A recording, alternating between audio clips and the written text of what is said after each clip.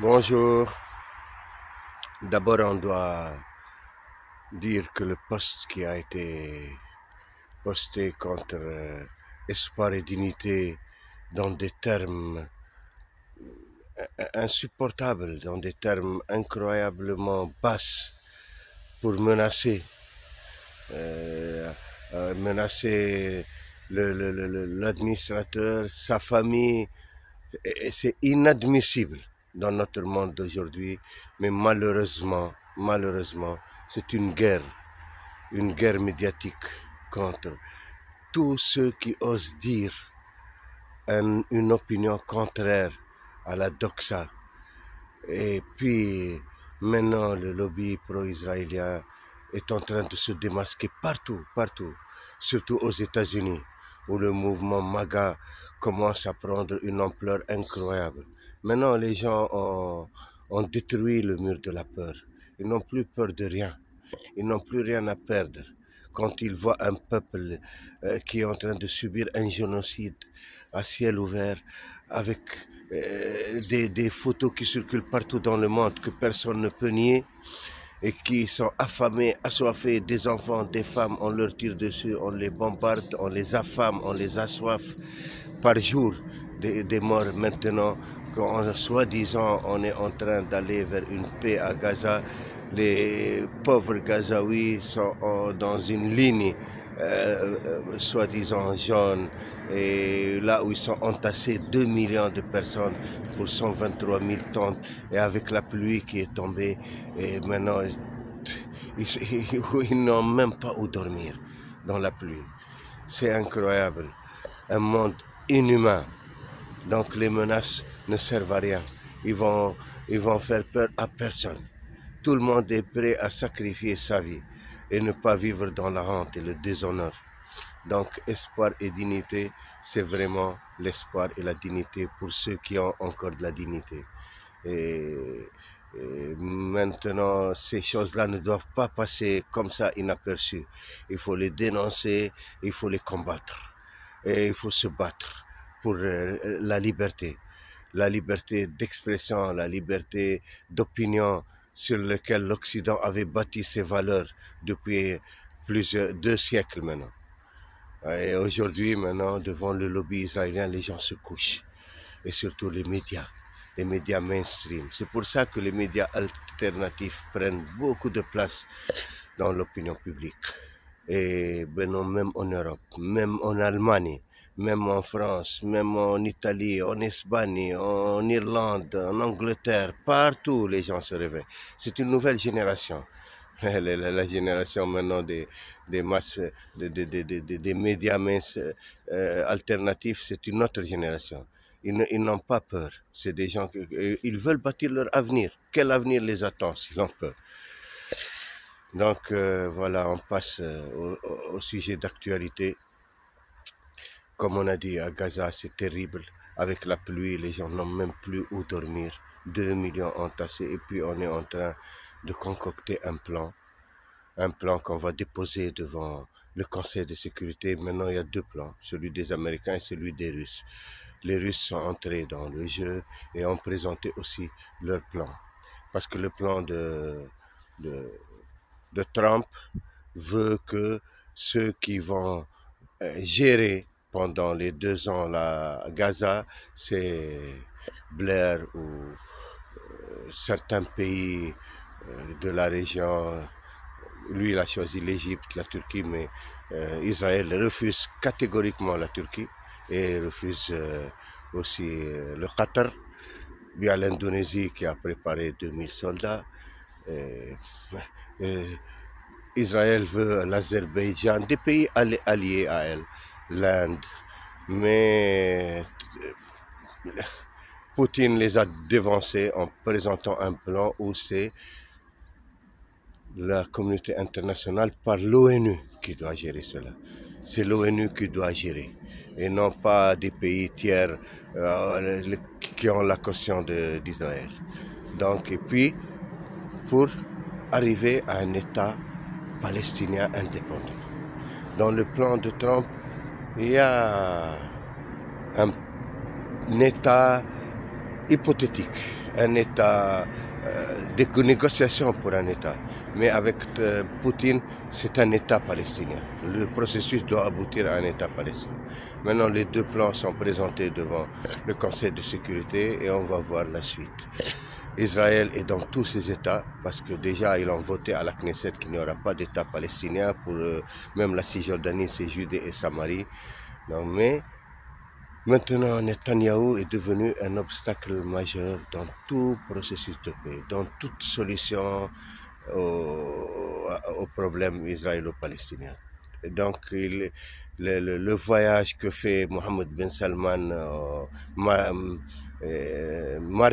mardi prochain, le 18, où il va voir Trump à la Maison Blanche, si le voyage se fait, parce qu'on est en train de tout faire pour saboter cela, de sortir des mails de Jeffrey Epstein. Déjà, on a sorti 2000 mails et encore il va sortir où beaucoup de personnes sont impliquées dans Trump. Trump, paraît-il, est très impliqué dans ses relations avec Jeffrey Epstein. Et il y a des emails qui le confondent. Et même le prince sultan en Arabie Saoudite, Hamad Ben Jassim au Qatar. Donc beaucoup de gens du Golfe sont impliqués avec Jeffrey Epstein. Maintenant, ils vont faire un vote pour libérer tous les dossiers Epstein. Et là, ça fait trembler toute l'élite occidentale. Toute l'élite occidentale et même orientale, même du Golfe. Alors là, on ne sait pas qu'est-ce qui va venir. Aux États-Unis, c'est un tsunami. Est-ce qu'ils vont bloquer encore? Même Trump a donné l'ordre à Pam Bondi de libérer. Parce qu'il a eu des pressions telles qu'il dit le premier qui doit payer, c'est Clinton et les démocrates. Donc allez-y. Maintenant, on va voir, il y aura un vote, mais il y a des pressions sur les députés pour qu'ils ne votent pas, parce que c'est vraiment un tsunami politique. On va sortir des crasses énormes. Jeffrey Epstein est un agent du Mossad et il les tenait en échange des services qu'il rend à Israël ou personnel à lui, ou sinon il divulgue les photos avec des mineurs. Et ils sont tous impliqués d'une façon ou d'une autre, que ce soit dans son île, dans son appartement à New York ou en Floride. Donc il organisait de la prostitution de mineurs pour les élites politiques, financières. Donc ce sera un vrai tsunami. On en a parlé avant, mais ça a été bloqué, les dossiers par Trump. Mais maintenant, même son mouvement MAGA demande, et surtout Marjorie Taylor Greene, et Tucker Carlson, qui ont abandonné le navire, pas MAGA, mais le navire Trump. Maintenant, ils dissocient entre MAGA et Trump. Et une grande partie du mouvement MAGA les suit. Parce qu'ils ont élu Trump pour America First, pas pour Israël First. Et maintenant, ils voient que Trump lui-même fait la politique d'Israël. Est-ce qu'il est sous chantage, certainement, ou est-ce qu'il est par conviction, ou parce que c'est donateur, comme il a dit Adelson, Myriam Adelson qui le finance. Il a dit qu'elle est très riche, elle a 60 milliards de dollars. Donc, ça a de quoi se faire saliver. Mais les choses sont en train de sortir. Heureusement, aux États-Unis, la presse est libre. Beaucoup plus qu'en Europe. Donc, tout va sortir des États-Unis. Et puis, ça va entacher l'Europe. Et les élites occidentales qui sont encore en train d'amener leur pays vers la ruine, vers le désastre économique, politique, dans cette guerre d'Ukraine. Qui sert les intérêts de qui, la guerre d'Ukraine? Maintenant, ils ne veulent pas se faire une raison que l'Ukraine a perdu la guerre. Il reste que des néo-nazis autour de Zelensky qui continuent à le pousser. Même Zelensky n'a pas le choix. Il est entre leurs mains. Et ça, c'est les élites de la politique et des militaires américains qui le disent. Pourquoi les Américains ont quitté le bateau? Ils savent que la guerre est perdue. Mais les Européens continuent. parce que certaines de ces élites aussi sont dans les mains de lobbies qui veulent vraiment une destruction, comme ils n'arrivent pas à... C'est la destruction des pays. Et pour reconstruire, changer la finance internationale. Maintenant, le mode de la finance là a fait son temps. Ils veulent maintenant passer à la monnaie numérique et régler tous les déficits des pays. Les pays sont déficitaires et sont endettés. Jamais ils ne pourront rembourser le capital, des fois ils n'arrivent même pas à rembourser les intérêts des dettes. Donc ils sont en train de faire un nouveau changement, le grand reset dont parlait à l'époque Klaus Schwab, qui a laissé la place au patron de Pfizer pour gérer le forum de Davos. Voilà, on voit tous ces lobbies-là. Le Big Pharma, Big Tech, Big Finance, c'est eux qui... Le monde occidental, la Russie, l'Iran, la Chine et une grande partie de l'Asie maintenant quittent le bateau et sont en train de se rapprocher de plus en plus vers les BRICS et vers la Chine. C'est eux qui les poussent dans les mains de la Chine. C'est cette politique inconsistante de l'Occident qui pousse les pays asiatiques à aller à se débarrasser de ce poids qu'ils leur font porter. Ils veulent les amener en guerre contre la Chine. Ils refusent. Pour eux, la Chine, c'est leur avenir. Tous, leurs économies sont liées avec la Chine. Et maintenant, même l'Afrique. L'Afrique commence aussi. Son économie est plus que jamais liée avec la Chine. Voilà les conséquences, des inconséquences des politiques et des économies des pays occidentaux. Quand je dis pays occidentaux, l'Union européenne, les États-Unis, l'Australie aussi quitte le bateau, le Canada peut-être aussi, mais les pays scandinaves ne sont moins impliqués, mais bien qu'on les a mis dans l'OTAN. Est-ce qu'ils veulent les mettre aussi en guerre contre la Russie? Mais je ne crois pas qu'ils sont assez stupides. Voilà, on passe maintenant en Afrique. En Afrique, il y a un grand problème dans la corne de l'Afrique. L'Égypte, l'Arabie Saoudite et l'Érythrée contre l'Éthiopie, les Émirats et Israël. Et ça va peut-être être une guerre. L'Éthiopie masse ses frontières à la troupe, masse ses troupes à la frontière de l'Érythrée. L'Érythrée appuyée par l'Égypte et l'Arabie Saoudite, et l'Éthiopie appuyée par Israël et les Émirats. Les Émirats sont en train d'entrer dans un tunnel avec leurs problèmes avec les Houthis du Yémen. Ils appuient maintenant le sud du Yémen. Aden, ils ont pris Socotra et des îles. Ils veulent contrôler la mer Rouge, les ports. Et là, peut-être ils vont entrer en conflit direct avec les Houthis qui ont frappé Haïfa, le port de Haïfa d'Israël. Donc pour eux, ils ont déjà montré qu'ils étaient capables de frapper les Émirats. Et pourquoi toutes ces guerres? À qui ça sert? Pourquoi les Émirats, un petit pays comme ça qui a tout ce qu'il faut, pourquoi ils entrent dans toutes ces guerres? C'est la main d'Israël. Partout, il faut chercher la main d'Israël. Malheureusement. En Éthiopie, pareil, aux Émirats, pareil, dans la guerre du Yémen, pareil. Ils veulent maintenant faire entrer l'Arabie Saoudite, reprendre la guerre avec les Yéménites. J'espère que les Arabes Saoudites ne seront pas stupides à ce point pour détruire leur pays et leur économie. Maintenant, qu'est-ce qu'il y a encore? Le Venezuela. Le Venezuela aussi, il y a la main d'Israël. Et c'est le colonel Wilkinson qui était le chef de cabinet de Colin Powell à l'époque, le secrétaire de la défense américaine, et qui a dit lui-même que c'est Israël qui pousse les États-Unis dans Israël. C'est un agent du Mossad israélien qui a la double nationalité vénézuélienne, israélienne, qui donne les informations et des contre-vérités pour pousser, le Mossad appuie avec la CIA. Malheureusement, le commandement unifié militaire aux États-Unis est piloté par la CIA qui est elle-même pilotée par le Mossad. Et ça, c'est en train de se découvrir. C'est pas moi qui le dis, c'est le colonel Wilkerson. Il faut l'écouter.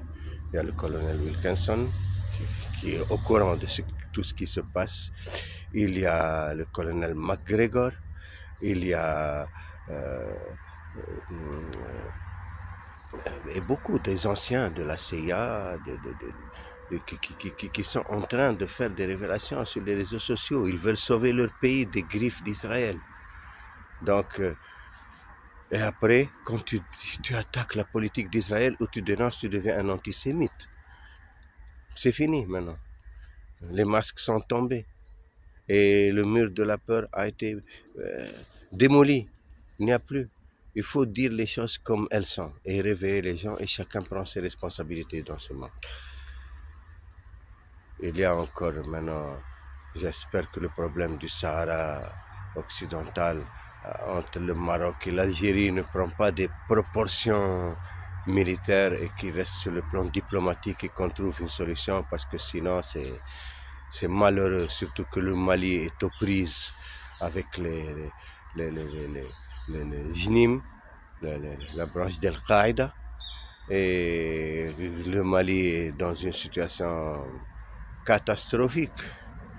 Et ça peut faire tache d'huile du Soudan jusqu'au Mali, avec toute cette région subsaharienne, Tchad et Niger. Donc ça, c'est encore un jeu des services secrets, ça, il n'y a aucun doute. Et la main d'Israël n'est pas loin, puisque dès qu'ils se sont installés au Maroc, ça y est, ils ont rallumé le feu entre l'Algérie et le Maroc, puisque l'ambassadeur israélien, à l'intérieur du Maroc, il parle d'un État kabyle. Donc ils veulent allumer les feux partout, ils veulent diviser les pays, et c'est leur plan, ils ne le cachent même pas. Donc diviser les pays en ethnies, en groupes, comme ils font en Syrie en ce moment, alaouites, druzes, kurdes, sunnites, chiites, voilà. Ils ont essayé longtemps de faire de l'Iran l'épouvantail au Golfe. C'est l'Iran le danger, c'est pas Israël. Maintenant tout le monde a compris que c'est Israël le danger, c'est pas l'Iran. Et l'Iran a la sympathie maintenant de beaucoup de pays, même occidentaux, même aux États-Unis, même en Amérique. Des gens Charlie Kirk, il est allé voir Trump pour lui dire pourquoi faire la guerre à l'Iran. Qu'est-ce qu'on a à craindre de l'Iran? On n'a rien à voir. C'est la guerre d'Israël. Et là, on l'a assassiné en public. Et maintenant, c'est en train de sortir aussi l'affaire Charlie Kirk. Elle ne va pas passer inaperçue aux États-Unis. C'est pour ça que le mouvement MAGA maintenant, une grande partie, les jeunes, se retournent contre Trump. Ils l'ont élu pour America First, pas pour Israel First. Et même lui-même disait avant, Jeffrey Sachs l'avait dit, que Trump disait que Netanyahu veut nous entraîner dans toutes ces guerres. Alors qu'il savait ça. Mais non, sûrement, il est sous chantage. Et qu'est-ce qu'il y a encore? Oui, l'élection de Mamdani en New York, qui enlève le sommet de Trump et des lobbies pro-Israël, AIPAC et autres, alors que 30% des Juifs ont voté pour Mamdani. Même aux États-Unis, des Juifs sont devenus anti-sionistes. Donc, le sionisme est le problème. Ce n'est pas les Juifs en eux-mêmes. Les Juifs, c'est un peuple qui croit en Dieu, comme les musulmans, comme les chrétiens. Non, ils ne devraient pas avoir de problème, puisqu'ils sont de la lignée d'Abraham, ils ont la même croyance. Même si on diffère sur certains sujets, c'est Dieu qui départagera. Pourquoi ces guerres, au lieu d'être des frères? C'est malheureux, mais voilà, c'est le sionisme messianiste qui veut le grand Israël, la domination sur le monde. Et comme on a vu déjà, on vient de le dire, la main d'Israël est partout dans les conflits. En Azerbaïdjan aussi, avec l'Iran. Oui, le Mossad agissait de là-bas. Partout où il y a un conflit, il faut chercher la main d'Israël. C'est malheureux. Mais même des Juifs dénoncent ça. Écoutez, des grands Juifs. Bernie Sanders, Yael Mbappé, Noam Chomsky, ils dénonçaient ça depuis longtemps. C'est les plus grands intellectuels des Juifs. Et partout, partout, il y a des juifs qui se battent contre cela. On ne peut pas les accuser aussi d'antisémitisme. Bon, on verra la suite des événements, puisque aussi en Syrie, en ce moment, il y a des graves problèmes qui attendent Giolani de retour des États-Unis. On vient de bombarder la maison, le banlieue à l'intérieur de Damas, des maisons ciblées. Il paraît que c'est des lieutenants de Giolani que lui-même avait dénoncé auprès des Américains, parce que les Américains lui demandent de chasser tous ceux qui viennent des autres pays, Azerbaïdjan, de Turkménistan, des Ouïghours, de tout pays qu'on a, les terroristes de Daesh qu'on avait ramenés de 82 pays contre la Syrie, maintenant qui sont aux commandes avec Giolani. Maintenant, est-ce que ça va être une guerre entre eux? Déjà, Giolani avait fait ça avant. Il avait réduit toutes les factions sous son ordre. Et maintenant, en tant que président, on lui demande de les chasser ou les éliminer. Voilà, Giolani maintenant, pour qui il roule? Pour les États-Unis, ou pour Israël, ou pour la Turquie. Et la Turquie et Israël maintenant ne sont pas d'accord. Alors avant qu'il y avait un certain accord, mais aujourd'hui ils sont vraiment en confrontation. Et l'Égypte et la Turquie qui étaient en confrontation sont devenus des alliés maintenant. Maintenant, si ça continue, Israël sera en étau entre l'Égypte et la Turquie. Voilà les conséquences de la politique hégémoniste d'Israël conduite par Netanyahou. Pour ça, Netanyahou est devenu un obstacle majeur pour la paix et tout le monde veut s'en débarrasser, à l'intérieur d'Israël comme aux États-Unis. Même le lobby juif américain, il va pousser Trump à l'éliminer.